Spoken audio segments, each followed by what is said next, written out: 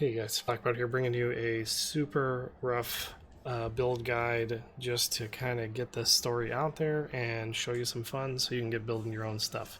We're going to start off with the attributes. The attributes, mine are a little goofed up, but you want to get enough to get about 20% ailment score, and then dump the rest into toughness. If you're not having any problems dying, then you can throw some into ferocity. That's not an issue. I would love for these 200 points to be up here, but they're on gear, so don't really have too much control over that.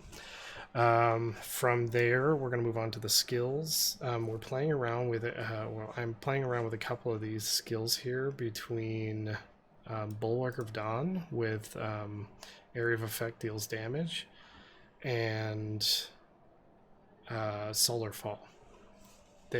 Solar Fall seems to do a bit more damage, so that's why I've been sticking with that. But yeah, I'm not quite 100% sure yet, but I'm pretty sure Solar Fall is going to be the best over Bulwark of Dawn.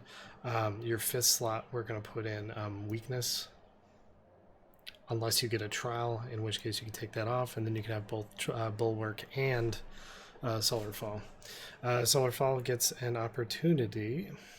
Excuse me, let's click on Solar Fall here, to once you get it up high enough to stay in a static location, so we can actually just cast it and let it sit in the middle of a pile, so we can put all of our other buffs up and everything in that location and just let it do damage and keep it going. And that's pretty much the gist of it. So we're going to try to increase the damage dealt over time, so it'll progressively do more damage. I would like to get increased tick rate. I would like for it to leave a trail behind, because then it just adds more damage down on the ground. Creates a Nova whenever you do crit, which does more damage. And then this final one here, which just increases our crit chance so that we proc this more often. Really, that's about it. Moving into the anomaly, we really haven't changed anything here, so it's going to be increasing the AoE, increasing the damage. You can put these pretty much anywhere. Crit chance, crit damage. I just chose to increase the overall damage. Enemies are damaged when you pull it into the vortex.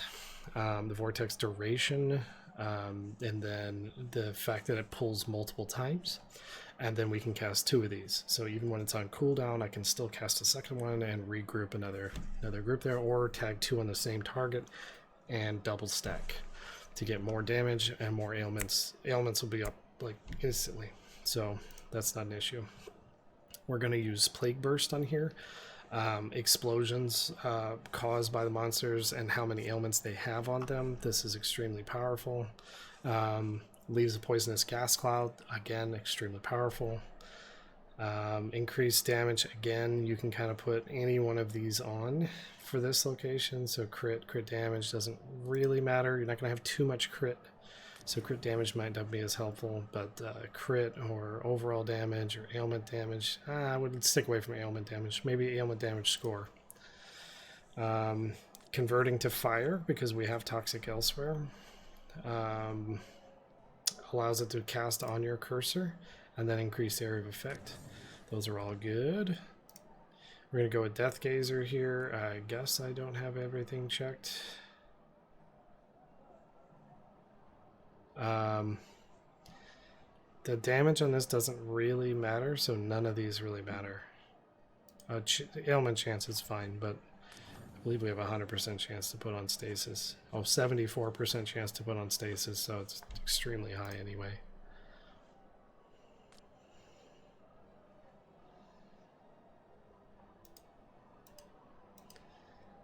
We literally have a 100% chance to put on stasis, so this doesn't matter.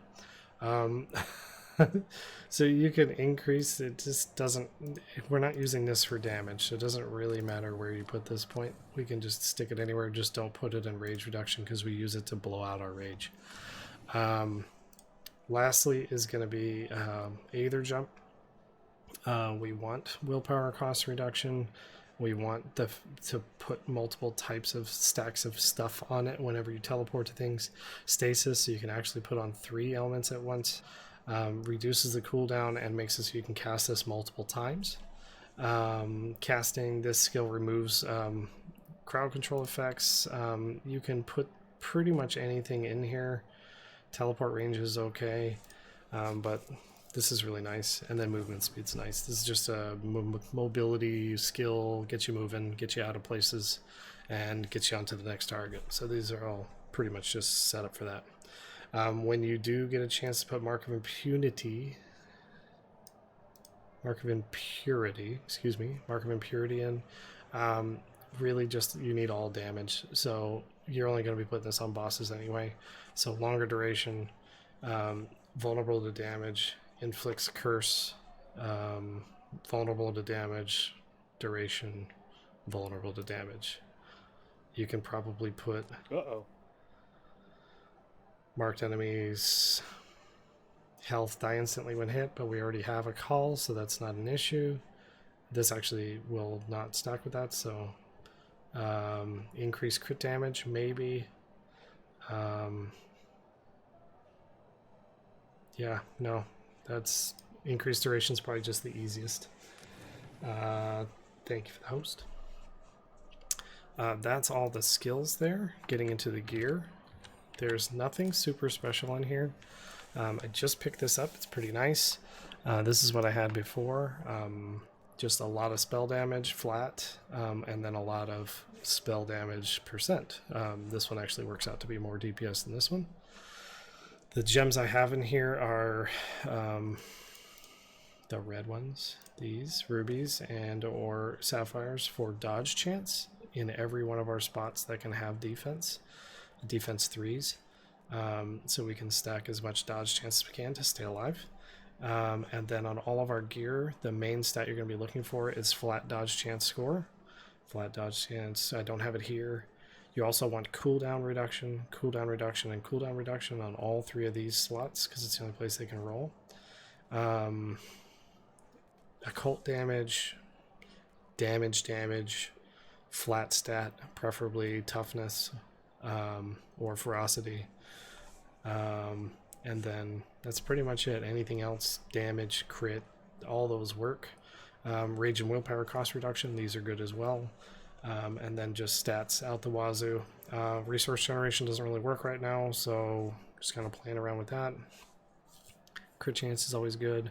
On our rings, we want the double damage, crit, occult damage, aether damage, all that stuff works.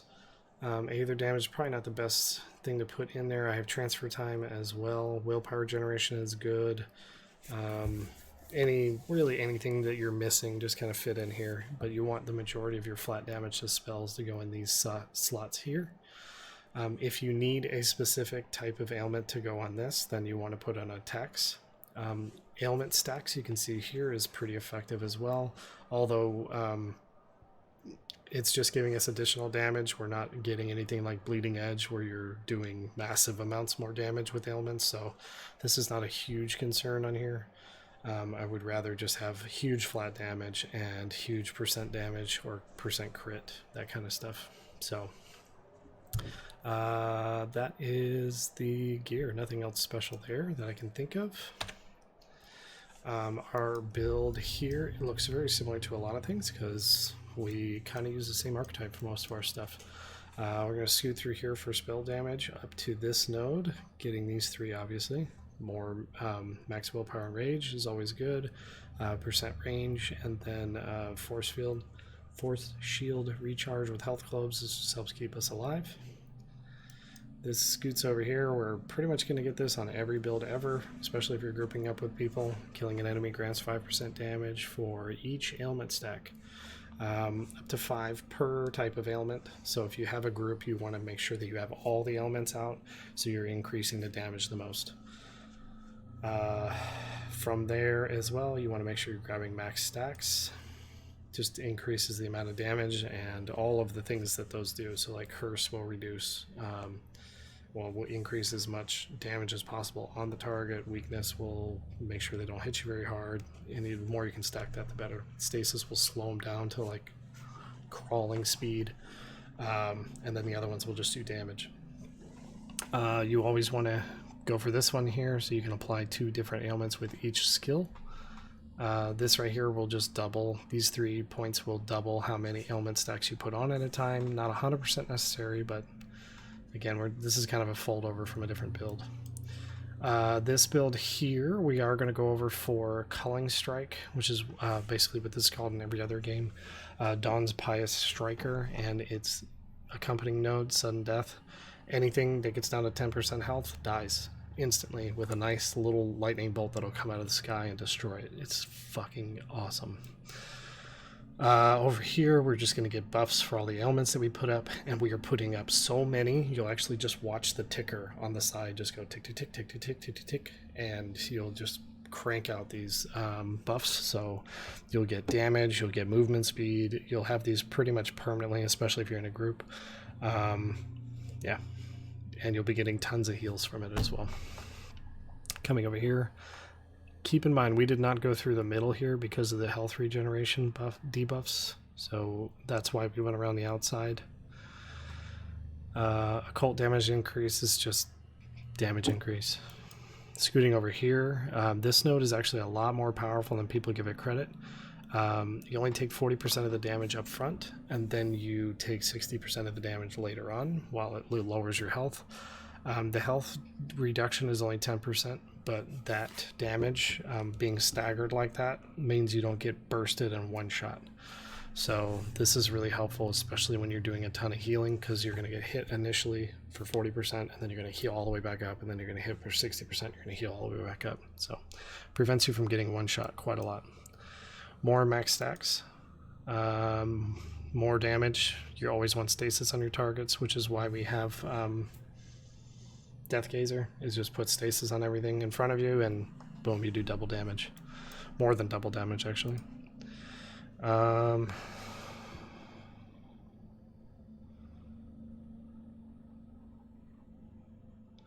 We could go through this way instead of this way. 1, 2, 3, 18% health, force shield, 16% force shield, and 10% health, and a bunch of dodge. This is probably a better route, and then you cut out these 3 points, but that's just nitpicking.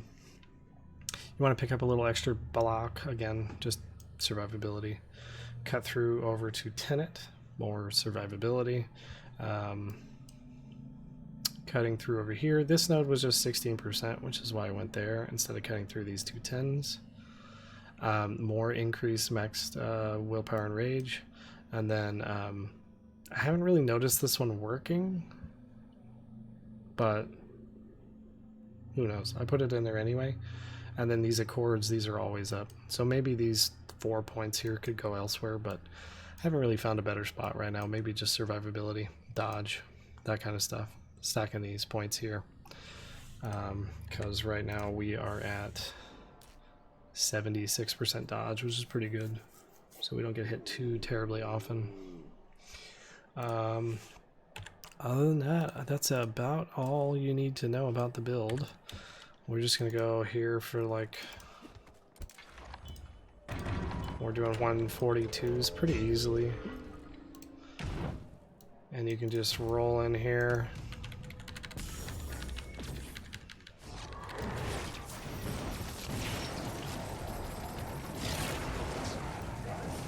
And you just erase stuff. So what you'll do is you'll come over here, you'll gather up as much crap as you can, maybe you'll hit the chest, you pop your circle, you pop your circle, you pop your circles. Everything in the middle dies.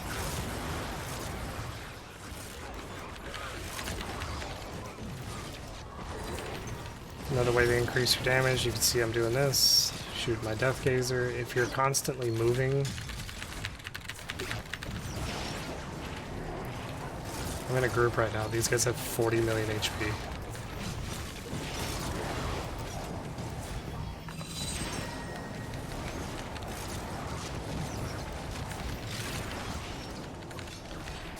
You see, we're doing all right. I want to show this thing popping.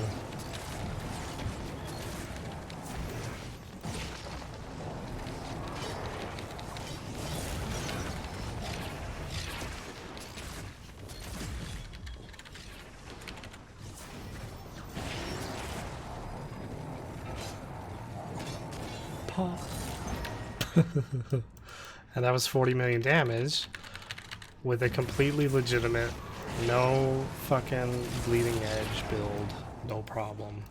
This is a 2-man dungeon at 142, so everything has twice as much HP as it's supposed to, and it's just clean fun. You run around with 2 people like this, and it's just, shit just explodes everywhere. It's awesome. Anyway, this, like I said, is super rough build. If you guys have any other questions, hop on stream. I have a huge, pretty big announcement coming in on Sunday, so please hop in the stream. I'll probably reveal it around 9:30 or so, Central Standard Time. So if you are a part of the group, come on in, take a look at that. Just say it has to do with some discount codes and fun stuff that we picked up. So I will leave you guys on that. Touch all the buttons you need to, subscribe, follow, do all those weird things that you need to, and I will see you guys on Sunday. Peace.